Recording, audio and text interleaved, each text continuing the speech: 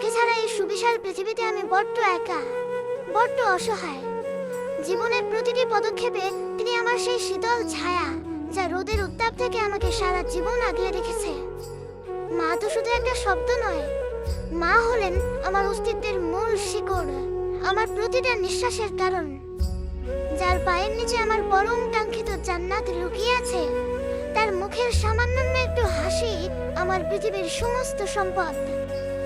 এই পুরো দুনিয়া যদি একদিকে চলে যায় আর একা মা যদি অন্য পাশে থাকেন, তবে আমার পুরো পৃথিবীটাই মায়ের দিকে ঝুঁকে পড়বে।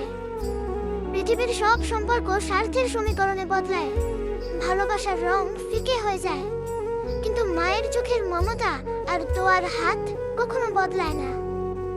কত রাত তিনি না ঘুমিয়ে কাটিয়ে দিয়েছেন আমার সামান্য একটু ব্যথায়, কতদিন নিজে না খেয়ে আমার পাতে তুলে দিয়েছেন সেরা খাবারটুকু।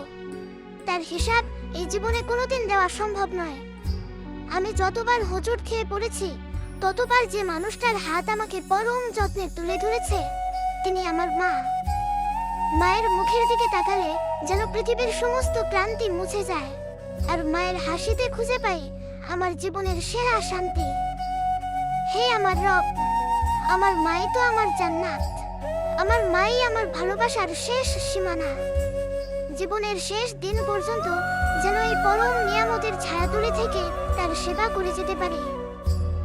আমার মা যেন কোনোদিন কষ্টে না থাকেন, তার চোখের কোণে যেন কোনো অনুশোচনার জল না জমে। এটিই আমার রবের কাছে প্রতিদিনের আকুল মিনতি।